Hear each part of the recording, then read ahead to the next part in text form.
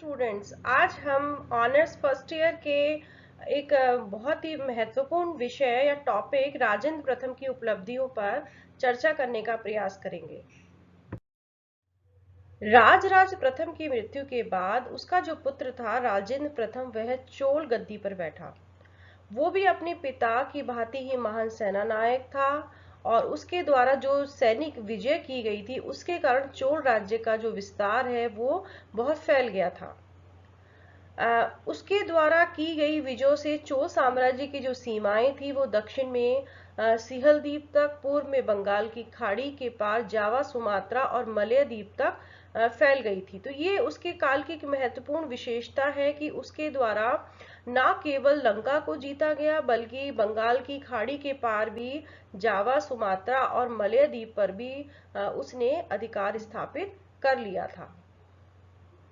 हैं कि किस तरह से राजेंद्र प्रथम के द्वारा सिहल द्वीप पर या लंका पर विजय प्राप्त की गई, और इस विजय की जानकारी हमको करंदे दान पत्र से प्राप्त होती है।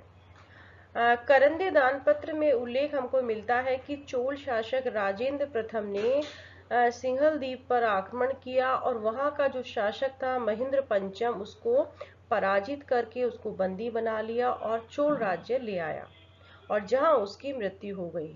और इस तरह से राजेंद्र प्रथम ने संपूर्ण सिंहल द्वीप पर अपना अधिकार स्थापित कर लिया। साथ में ही इसी दान पत्र से हमको यह भी पता चलता है कि इसके पश्चात राजेंद्र ने लंका के राजा के मुकुट, उसकी रानी, उसकी पुत्री, सारी संपत्ति के ऊपर अपना अधिकार स्थापित कर लिया था। अब हम बात करते हैं केरल और पांड्यों पर विजय। तो केरल और पांड्य राज्य के ऊपर विजय के संदर्भ में हमारे पास जो जानकारी का जो सोर्स है वो है तिरुवाल गांडू ताम्रपत्र, और इस ताम्रपत्र से पता चलता है कि इन राज्यों को ऊपर आक्रमण करके राजेंद्र प्रथम ने इन राज्यों को अपने साम्राज्य में मिला लिया था और इनका मुख्यालय मदुरा को रख दिया था। चोल शासक राजेंद्र प्रथम ने इस नए राज्य के शासन का कार्यभार अपने एक पुत्र को सौंप दिया था। तो इस तरह से राजेंद्र प्रथम ने केरल और पांड्यों के ऊपर विजय प्राप्त की। उसके पश्चात राजेंद्र प्रथम के द्वारा कल्याणी के जो चालुक्य है उन पर विजय प्राप्त की गई, और ये जो संघर्ष हुआ चालुक्यों के साथ, उसका जो मुख्य कारण था कि बेगी के चालुक्यों पर प्रभुत्व स्थापित करने की कल्याणी के चालुक्य और राजेंद्र प्रथम की आपस की जो प्रतिद्वंदिता थी, और बेगी में चालुक जो शासक था विमलादित्य, उसकी मृत्यु हो गई थी और उसकी मृत्यु के बाद उसके जो दो पुत्र थे उनमें आपस में उत्तराधिकारी का संघर्ष छिड़ गया था। इसमें कल्याणी के चालुक्य शासक जयसिंह द्वितीय और कलिंग के पूर्वी गंग शासक ने विजयादित्य सप्तम के पक्ष का समर्थन किया, जबकि चोल नरेश राजेंद्र प्रथम ने राजराज का समर्थन किया और जयसिंह द्वितीय ने अपने समर्थक की स्थिति को सुदृढ़ करने के उद्देश्य से बेगी पर आक्रमण करके विजयवाड़ा पर अधिकार कर लिया। इससे जो चोल शासक राजेंद्र के जो समर्थक था राजराज, उसकी स्थिति थोड़ी संकटग्रस्त हो गई थी। परिणाम स्वरूप चोल शासक ने चालुक्य नरेश जयसिंह पर दो तरफा आक्रमण किया, जिसमें जो प्रथम सेना है वो चालुक्य राजधानी कल्याणी पर आक्रमण करने के लिए गई और जिसमें जयसिंह की सेना को मास्की में पराजित कर दिया और दोनों राज्यों के मध्य तुंगभद्रा नदी को सीमा रेखा मान लिया गया। दूसरी चोल सेना ने बेगी पर आक्रमण किया और यहाँ पर बेगी में चालुक्य सेना को परास्त किया। इस प्रकार चोल नरेश राजेंद्र प्रथम ने अपनी सैन्य शक्ति के बल पर चालुक्य प्रभाव के विस्तार पर अंकुश लगाने में सफलता प्राप्त की। अब बात करते हैं बेगी पर प्रभाव स्थापित करना। तो बेगी में उत्तराधिकारी जो संघर्ष चल रहा था उसमें चोल शासक ने राजराज प्रथम का समर्थन किया था। इस प्रकार बेगी में चोल जो शासक था राजेंद्र प्रथम के संरक्षण में राजराज चालुक्यों का शासक बना और बेगी पर चोलों का प्रभाव स्थापित हो गया। अब बात करते हैं पूर्वी भारत पर विजय के संदर्भ में। तो चोल सेना ने पूर्वी भारत की ओर भी सैनिक अभियान किया और उन्होंने गोदावरी को पार कर बस्तर और उड़ीसा से होती हुई चोल सेना बंगाल में पहुंची और वहां का जो पाल नरेश था, महिपाल प्रथम, उसका राज्य था। और इस संघर्ष में चोल सेना ने बंगाल के शासक महिपाल प्रथम को पर विजय प्राप्त की। तत्पश्चात चोल सेना ने कलिंग के पूर्वी गंग शासक मधुका मानव ने भी बेगी के उत्तराधिकारी संघर्ष में चूंकि कल्याणी के चालुक्य शासक जयसिंह द्वितीय का साथ दिया था और विजयादित्य सप्तम के पक्ष का समर्थन किया था, इसलिए चोल नरेश राजेंद्र प्रथम ने जयसिंह को पराजित करने के बाद कलिंग के गंग नरेश को भी पराजित किया और इस तरह से चोल शासक द्वारा कलिंग पर विजय प्राप्त की गई। राजेंद्र प्रथम ने समीपवर्तीय क्षेत्रों के अन्य राजाओं जैसे कि धर्मपाल, रणसूर और गोविंद चंद पर विजय प्राप्त की और इस तरह से चोल सेना बंगाल में इन नरेशों को पराजित कर अपने राज्य में इनको ले आई। निसंदेह राजेंद्र प्रथम का यह बहुत ही साहसिक अभियान था और महान उपलब्धि था और इस विजय की स्मृति स्वरूप राजेंद्र प्रथम ने गंगई कोणचोल की उपाधि धारण की और गंगई कोणचोलपुरम नामक नई राजधानी को बसाया। वहां पर चोल गंगम नाम का एक विशाल तड़ांग भी उसने निर्माण कराया जिसमें बंगाल से लाया गया पवित्र गंगा जल डाला गया था। अब हम बात करते हैं दक्षिण पूर्वी एशिया के राज्यों पर विजय के संदर्भ में। तो राजेंद्र प्रथम की सैनिक उपलब्धियां केवल स्थलीय प्रदेशों तक ही सीमित नहीं रही, उसके पास एक शक्तिशाली नौसैनिक जहाजी बेड़ा भी था और जिसका उपयोग उसने बंगाल की खाड़ी के प्रदेशों को जीतने के लिए किया था। राजेंद्र प्रथम ने 1025 में श्री विजय राज्य पर आक्रमण करने के लिए अपनी शक्तिशाली नौसेना को भेजा और श्री विजय राज्य में मलाया प्रायद्वीप को, जावा, सुमात्रा, दक्षिण पूर्वी एशिया के कुछ अन्य द्वीप सम्मिलित थे।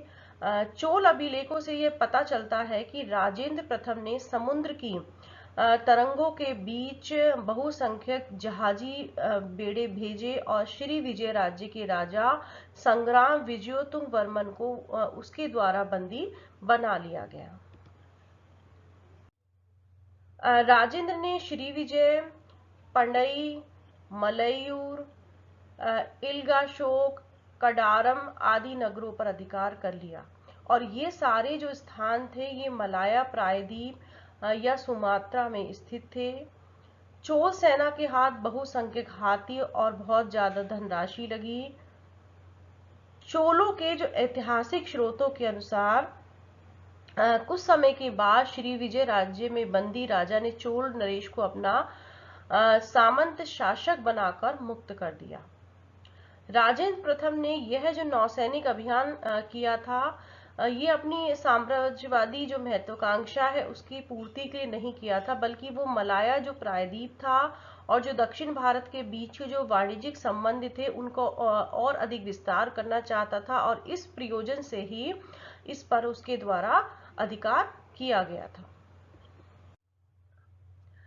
चीन और भारत के बीच सामुद्रिक मार्ग श्री विजय राज्य से ही होकर जाता था, इस कारण भी श्री विजय राज्य का विशेष महत्व था और राजेंद्र प्रथम ने श्री विजय राज्य पर विजय स्थापित करके चीन और दक्षिण पूर्वी जो एशियाई देशों के साथ भारतीय जो व्यापार है उसके विस्तार का मार्ग प्रशस्त किया था। इसी तरह से सुमात्रा के एक तमिल अभिलेख से हमको पता चलता है कि चोल राज्य और श्री विजय राज्य के बीच दीर्घ काल तक यातायात बना रहा था। अब हम बात करते हैं केरल पांड्य और सिंघल के विद्रोहों का किस तरह से दमन किया गया राजेंद्र चोल के समय में। तो राजेंद्र चोल के शासनकाल के अंतिम दिनों में केरल और पांड्य राज्यों ने चोलों के विरुद्ध विद्रोह कर दिया था और इन विद्रोह का नेतृत्व पांड्य नरेश सुंदर पांड्य था।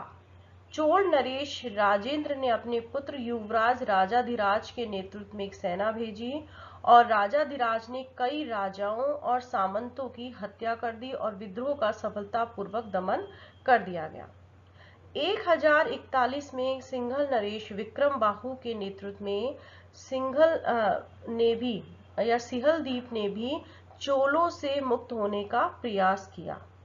राजेंद्र चोल ने इसके दमन के लिए राजाधिराज को विशाल सेना के साथ भेजा और राजाधिराज ने युद्ध में सिहल नरेश को पूरी मार दिया और उसका इस विद्रोह का बर्बरतापूर्वक दमन कर दिया गया।